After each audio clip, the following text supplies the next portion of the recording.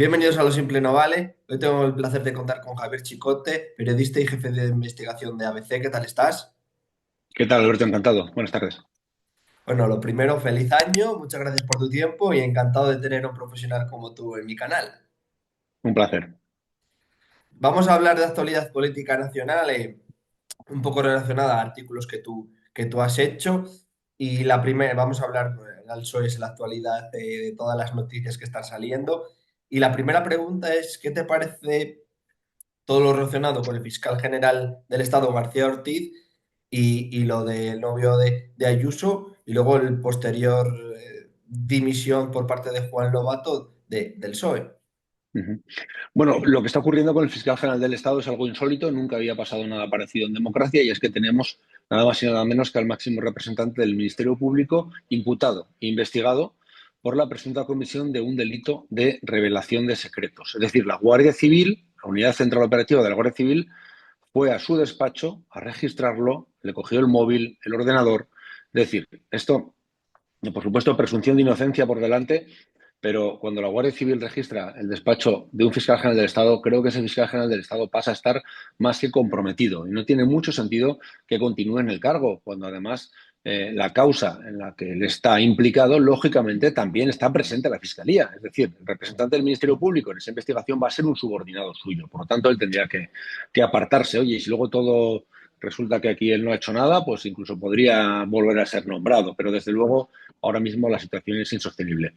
Aquí lo que ocurrió es que apareció con motivo del asunto fiscal del novio de Isabel Díaz Ayuso.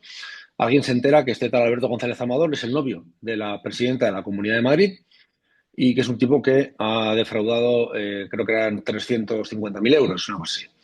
Bueno, claro, cuando descubren que no es un tipo cualquiera, sino el novio de Isabel Díaz Ayuso, dicen que ahí tienen un filón político, ¿no? Para utilizarlo políticamente. Y lo grave es que se utilicen las herramientas del Estado y del Gobierno para un fin partidista, porque es lo que ha hecho este Gobierno. Además, cuando era un caso de una empresa privada de Alberto González Amador, cuando se comete ese fraude, al menos al principio ni siquiera era todavía pareja de Isabel Díaz Ayuso.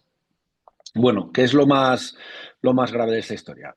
Aquí es verdad que se publicó una información el pasado marzo, alimentada por el gabinete de Isabel Díaz Ayuso, en la que se hacía creer que era la Fiscalía la que había ofrecido un pacto a Alberto González Amador. Y eso no era verdad, eso era solo la segunda parte de la historia. La primera parte de la historia es que su abogado se había demostrado conforme con reconocer por parte de su cliente la comisión de dos delitos fiscales y uno de falsedad en documento mercantil. Para desmentir esa noticia, bueno, se puede emitir un comunicado, la Fiscalía está en su derecho y es su deber de hacerlo, como así hizo, pero no se limitaron a eso, sino que utilizaron un documento secreto, un documento que es el correo que envía el abogado de una persona a la que le han abierto una inspección fiscal al fiscal de la causa. Entonces, el gobierno, por un interés político o partidista, no puede coger ese documento y desvelarlo. Ahora, ¿qué se está haciendo? Pues el juez del Tribunal Supremo está investigando de dónde sale, de dónde salió ese documento, quién lo filtró. Obviamente, yo no tengo ninguna duda de que salió de la Fiscalía. No sabemos el camino exacto, quién da la orden, quién, pero salió de la Fiscalía y el propio Álvaro García Ortiz asumió la gestión de esa crisis, por decirlo de alguna forma. En lo que a mí respecta en esta historia, claro, publiqué lo de Lobato, que generó un Eso es. terremoto político importante. Eh, la historia es que cuando se publica esta información, que fue un 13 de marzo por la noche, 10 y pico de la noche, aparece en el diario El Mundo, entonces salen a desmentir otros medios como La Sexta, como la cadena SER, como el diario.es, y por la mañana, cuando ese documento, esa confesión, ese documento sujeto a secreto, se había contado el contenido, pero nadie lo había mostrado, entonces se lo envían a Juan Lobato para que lo enseñe en la Asamblea de Madrid, porque ese día se iba a ver las caras con Isabel Díaz Ayuso. Y no se lo envía a cualquier persona, se lo envía la mano derecha de la mano derecha del presidente del gobierno. Se lo envía Sánchez Acera, Pilar Sánchez Acera, que entonces era la jefa de gabinete de Óscar López, que era el director del gabinete de la presidencia del gobierno. Es decir, entre ella y Pedro Sánchez solo había un escalón en medio, que era el director del gabinete.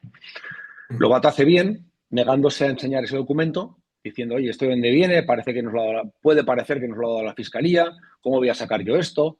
Y le viene a decir, no te preocupes, que para cuando tú estés en la Asamblea ya habrá salido. Efectivamente, lo filtran lo filtran y sale.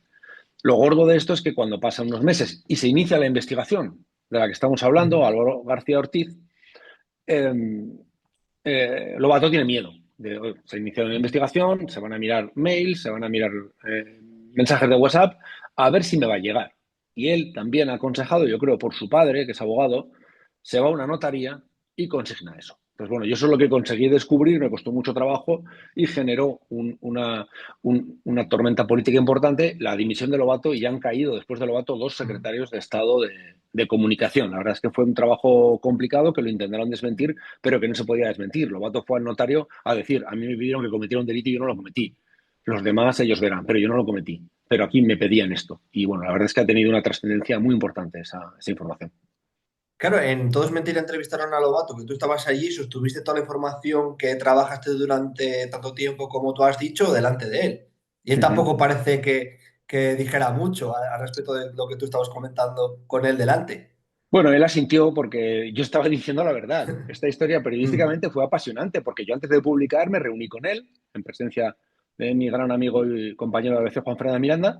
Tomamos un café, le conté lo que había averiguado y él me dijo que era verdad.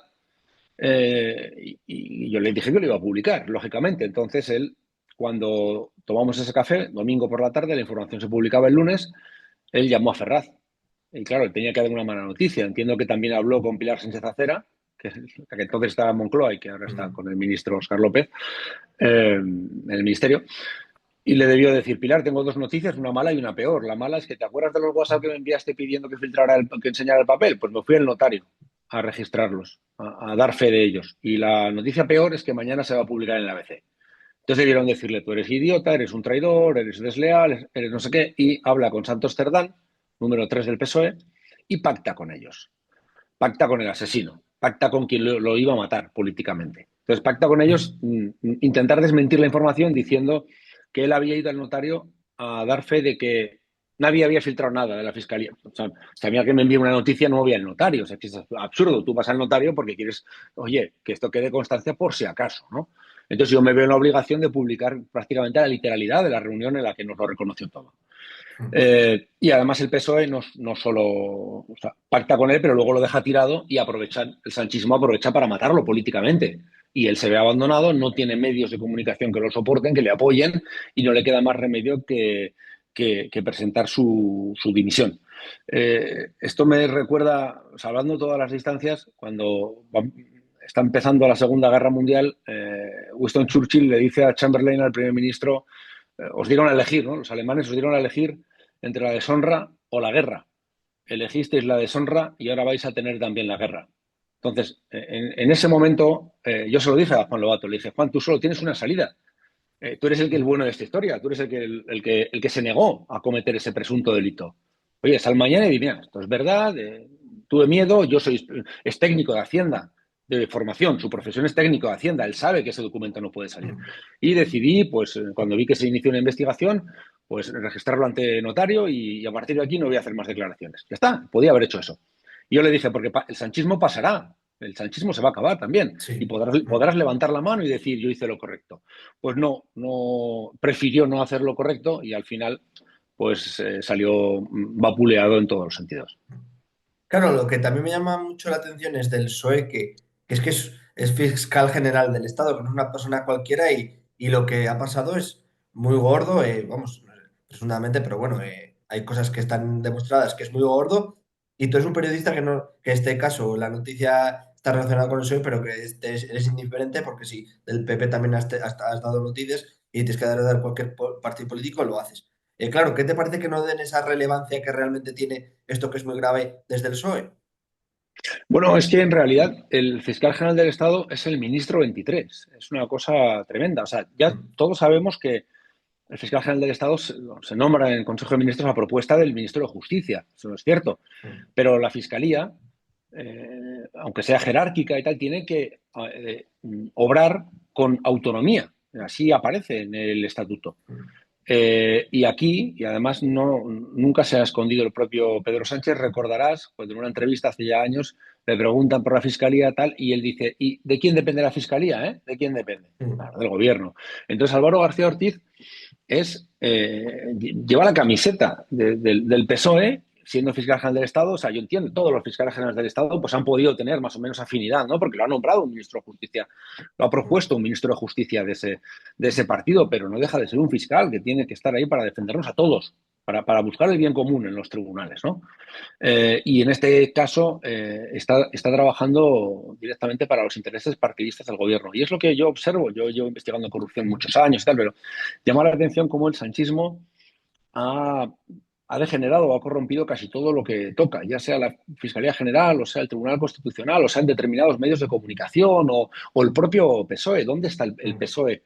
El PSOE, que es un partido muy respetable, por supuesto, está fuera. O sea, el PSOE, Felipe González, es un proscrito, lo tienen como si fuera un fascista, el tipo que contribuyó Ya. en parte a traer la democracia a España, ¿no? Entonces, la verdad es que el sanchismo ha fagocitado al Partido Socialista y aquí impera el principio de Pedro Sánchez, que es su propia supervivencia y que el fin justifica los medios. Y eso es lo que está ocurriendo.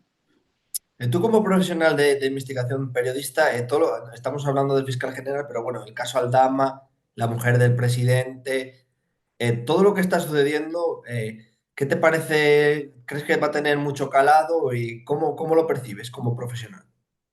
Bueno, está teniendo mucha influencia porque al final los medios de comunicación sí que es verdad que ya no somos tan influyentes como antes, pero porque ahora también hay muchos más, pero somos muchos los que estamos informando y muchos de esos casos, además, como están en los tribunales y están avanzando, al final pues, son imparables. Yo no sé, yo siempre respeto mucho la presunción de inocencia. Como periodista no tengo que escribir sentencias ni autos, sino información, sino reportajes. Entonces yo ya se verá si ha cometido algún delito o no Begoña Gómez, que quizás no, pero lo que ha hecho es noticioso. Lo que ha hecho es aprovechar el cargo de ser la mujer del presidente del gobierno para fines privados.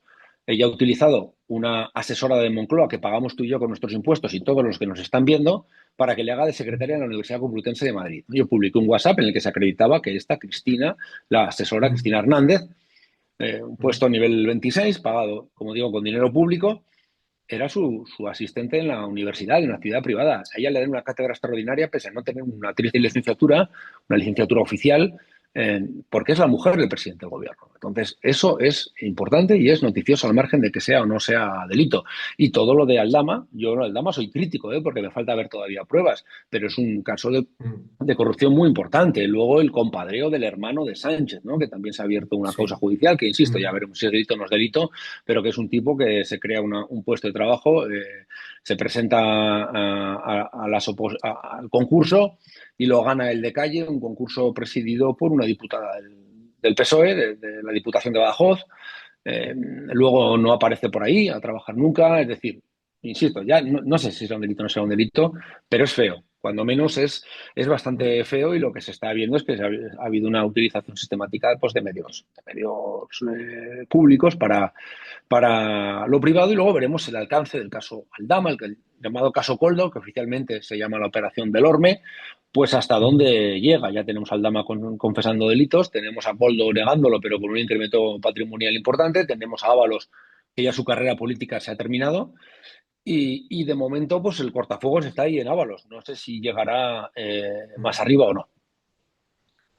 ¿También crees que algún día sabremos realmente para lo que vino Delcy Rodríguez y qué trae las maletas o no? Bueno, yo de eso he publicado mucho porque ahí el gobierno Mm, mintió una barbaridad. Yo publiqué hace no mucho que el gobierno sabía desde hacía más de un mes que iba a venir y que incluso el CNI estaba esperando su llegada y que fueron policías de la BOA, de la Brigada Operativa Adjunta, que están adscritos al CNI, quienes fueron a Barajas a mm, avisar con una foto, cuidado que va a venir esta mujer, que igual viene con pasaporte falso, o sea, con un nombre distinto y tal, y pese a que el gobierno decía que había sido fortuito. Entonces queda bien claro que venía invitada y ahí detrás hay mucha mandanga, porque Zapatero tiene la conexión con Venezuela, Zapatero era uno de los que invitó a Delcia a venir a España, se ha demostrado que se sabía que ella no podía entrar en territorio español y aún así la estaban esperando aquí. La exclusiva de que Aldama estaba en el aeropuerto fue mía. Fue una portada mía de ABC que sí. conté que Aldama, que el conseguidor de la trama, casualmente estaba en el aeropuerto y vio a Delci cuando llegó, y luego hemos sabido que incluso era el organizador del viaje. ¿Para qué vino? Yo publiqué en su momento que quería hacer compras, dijo que quería ver a un médico, que quería ver a Zapatero y quería ver a políticos españoles. ¿Qué había en las maletas? A ver, lo que se ha dicho de cuarenta y tantas maletas no eran tantas, eran muchas menos, porque el avión es pequeño y sí que es verdad que no iban cargadas de oro, porque eso pesaría, una maleta cargada de oro pesa cientos de kilos por la densidad del oro, ¿no? Ese avión no habría podido ni despegar. A mí también me han dicho que iba dinero en metálico, mucho dinero en metálico, no lo sé.